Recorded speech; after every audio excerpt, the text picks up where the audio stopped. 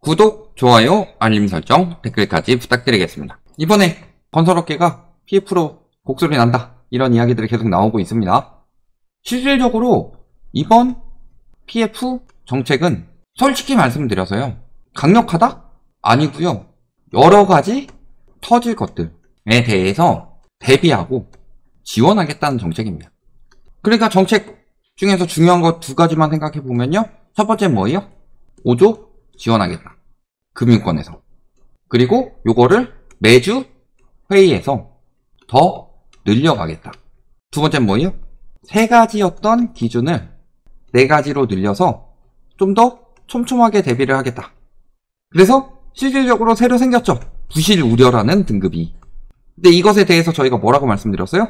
이미 부실로 분류될 것을 부실 우려로 만들어서 한 번 더 버티게 만들어주겠다, 이런 정도의 수준에 나왔기 때문에요, 이번 PF 정책은 PF를 정리하는데 실질적으로 방해가 된다고 그랬죠.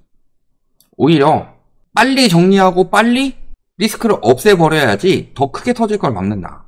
제가 댓글을 하나 봤었는데, 잠시만요.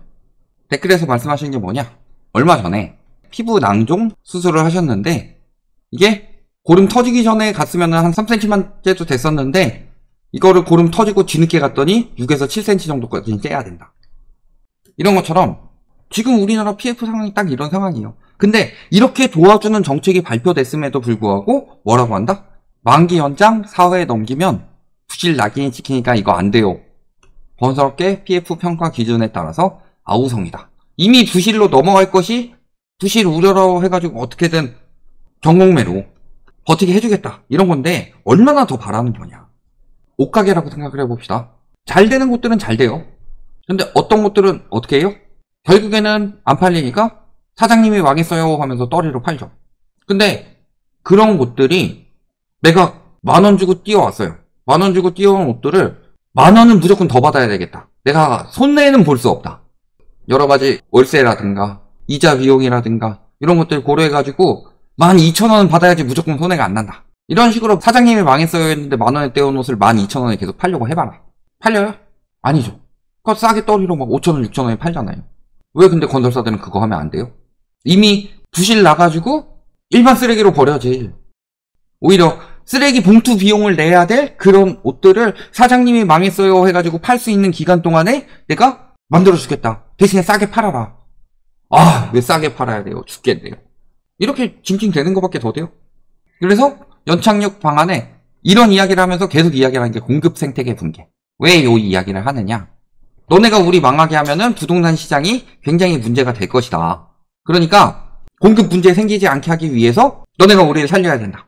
정부 멱살 잡고 협박을 하고 있는 거죠.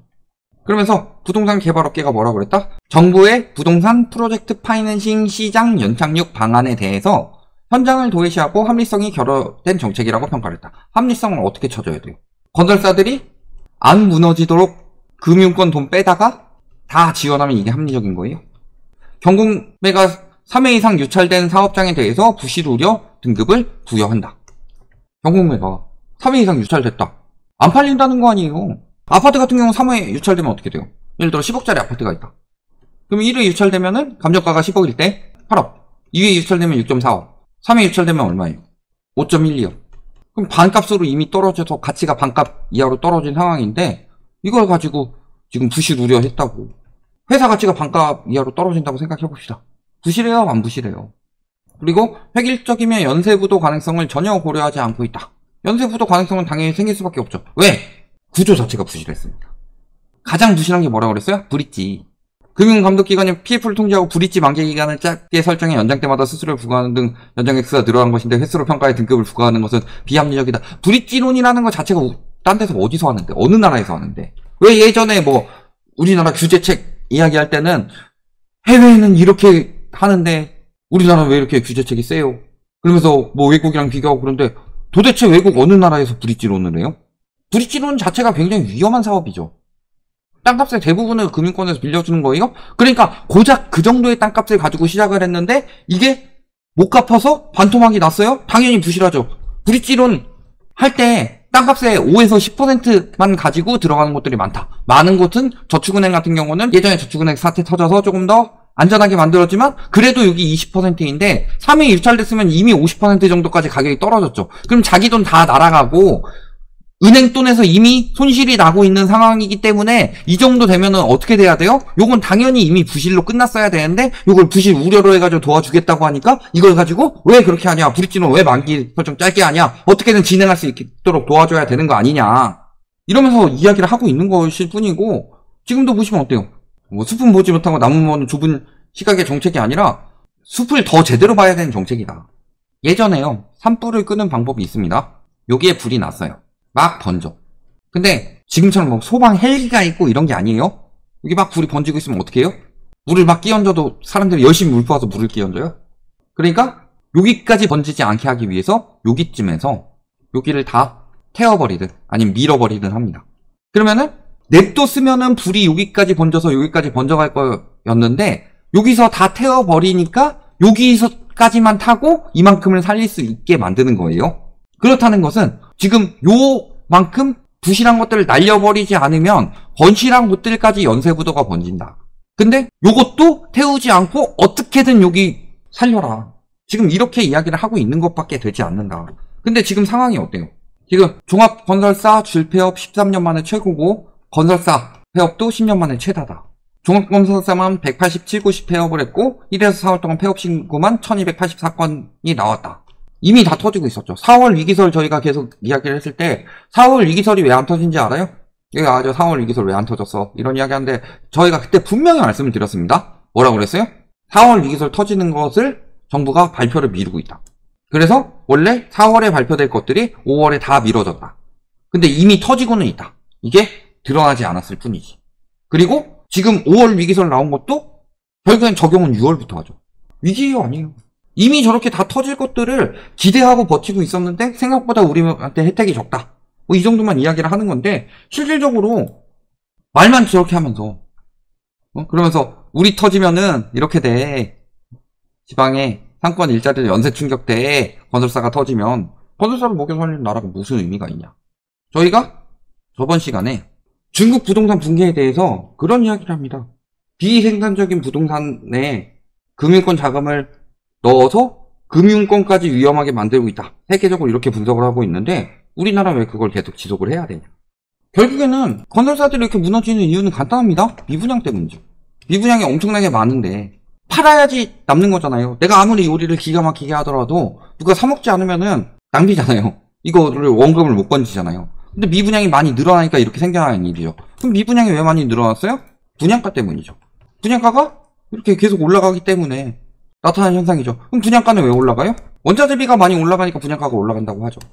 근데 철근 가격 역시 지금 빠른 속도로 추락하고 있고 여기에 지금 중국산 철근이 들어오면은 더 빠른 속도로 추락할 수 있다. 근데 중국산 철근이 들어와서 철근 가격을 낮춘다고 하는데도 이래서 분양가 안정된다. 이런 기사 한 번도 못 봤습니다. 가격을 낮추면 되잖아요. 이런 기사가 있습니다. 이러니까 욕먹어도 치킨값 올리지. 1년 만에 벌어들인 돈이. 아까 말씀드렸지만 남으면은 싸게라도 풀어야 되고 중국이 그런 식으로 한다고 그랬는데 아까 물어보셨죠. 왜 우리나라는 그렇게 안 하냐. 우리나라 건설사들은. 의식주니까요. 사람의 삶에 꼭 필요한 것을 가지고 협박을 하고 있는 거니까. 욕먹어도 치킨값 올리는 이유는 더 남겨먹기 때문이죠. 근데 다른 데 같은 경우는 원가 공개라도 하죠. 원가 공개해가지고 투명하게 해야 되는 것조차 뭐 기술 유출이니 뭐니 해가지고 아예 권리마저 막아버리면서 그렇게 하는 것이 맞다는 식으로 몰고 가고 있는 건설사들은 얼마나 그렇게 하고 있냐. 이런 부분들을 잘 생각해 보시면요. PF 정책 때문에 무너지는 게 아닙니다. PF 정책 때문에 더 버티는 거고 여태까지 PF 정책이 좋게 우리에게 반영되도록 나오겠지라고 생각해서 더 버텼음에도 불구하고 저렇게 많이 무너졌던 겁니다. 근데 PF 정책은 예를 들어서 그대로 무너지게 두면 한 100이 무너질 거 PF 정책으로 한 60만 무너지겠다. 50만 무너지겠다. 이렇게 만들어주고 있음에도 불구하고 건설업계에선 지금 10, 20 무너지는 것도 하지 말도록 만들어라. 정부에서 금융권에서 지원을 해줘라. 이런 식으로 말하고 있는 것일 뿐이에요. 근데 무너질 게 그래서 안 무너져요? 말씀드렸지만 건설사 부도는 작년에 엄청나게 이슈가 됐지만 올해 이슈로 안 되고 있죠. 집값 올라간다고 계속 부추기느라고. 근데 올해 부도가 훨씬 더 심했습니다. 이미 못 버티는 시장이에요. 못 버티는 이유는 수요가 없기 때문이고 수요가 없는데 공급 부족을 말하는 건 말이 안 되죠. 미분양이 왜 나오고 미입주가 왜 나오냐. 수요가 없기 때문에 나오는 거죠. 계속 공급 부족 가지고 협박을 하는데, 그리고 박상훈 국토부 장관 역시도 지금 준공 12만 호나 누락됐음에도 불구하고 신도시 2개, 3개급이 누락됐는데도 아직도 공급이 부족하다. 이딴 이야기를 하고 있음에도 불구하고 실질적으로 수요가 보고 있는 시장은 매물 보면 구축 공급 안 부족하고 오히려 구축 공급이 과잉되고 있고, 미분양 보면은 신규 공급이 과잉되고 있어요. 이 두 가지만 딱 보시더라도 과잉되게 비싸게 받았던 건설사들 그 부분은 다 빠질 수밖에 없고요. 이번 PF 대책은 딱 이제부터 요 밑에는 다 부수겠다. 건설사 여기까지 번지는 거 우리가 여기서 이렇게 맞불 놓고서 막겠다. 이 정도의 정책이 것이라서요. 더 무너지는 건 아니지만 기존에 무너지던 것들이 꽤 많이 무너진다. 그냥 4월 유기설을 5월, 6월 이런 식으로 계속 미루고 있었을 뿐이지 결국에는 부실한 구조에 이미 부실한 수익이 나고 있고 더 부실해질 일밖에 남지 않은 상황에서 금융권이 아무리 돈을 퍼붓더라도 살릴 수는 없다. 여기까지 말씀드리겠습니다.